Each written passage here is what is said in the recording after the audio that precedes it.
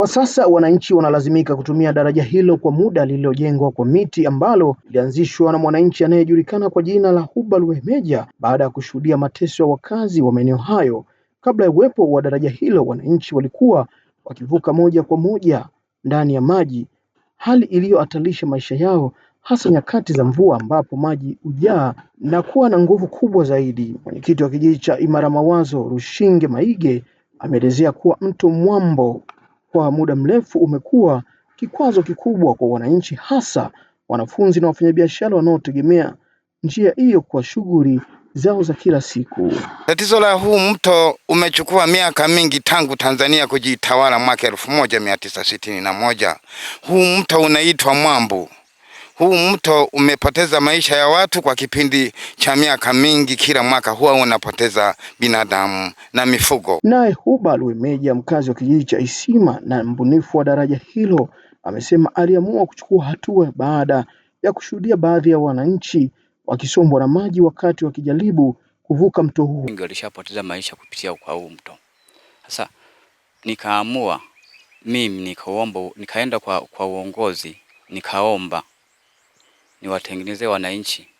Kwa kweli wananchi walinikubalia, nikajitolea. Ili kupita kwenye daraja hilo, watembea kwa miguu inawalazimu kulipia shilingi 500 huku waendesha pikipiki wakitozwa shilingi 1000.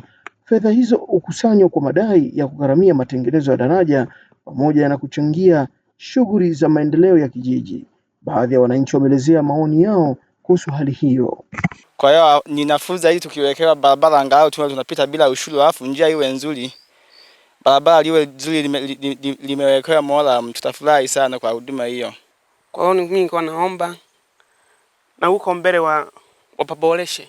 Maana sisi tunahangaika mno. Sasa unajifikiria unatoa hela ya unalipia hapa hela ya ushuru, alafu njia yenyewe haieleweki. Walikuwa wakitoa ushuru serikalini 10% ndogo ya kusaidia kijiji. Iwapo kama tuna ujenzi wa ofisi au mambo mbalimbali, huwa wanajitokeza wanatoa.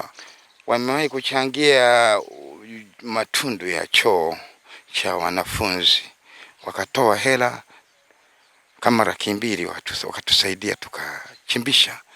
Kufuatia changamoto hiyo, serikali kupitia wakala wa barabara za vijijini na mijini TARURA imesema tayari imeanza kuchukua hatua za kutafuta suluhisho la kudumu. TARURA wilaya ya Geita imeishafanya tathmini kwa ajili ya hilo eneo na kubaini shilingi milioni 423. Kama tutakuwa tumefanikiwa, tutaweza kujenga daraja na kufanya unyanyuaji wa tuta katika eneo hilo ili kuweza kuleta mawasiliano. Wananchi sasa wanaiomba serikali kuharakisha ujenzi wa daraja la kudumu litakalohakikisha usalama wao na kurahisisha shughuli za kiuchumi kati ya vijiji hivyo viwili.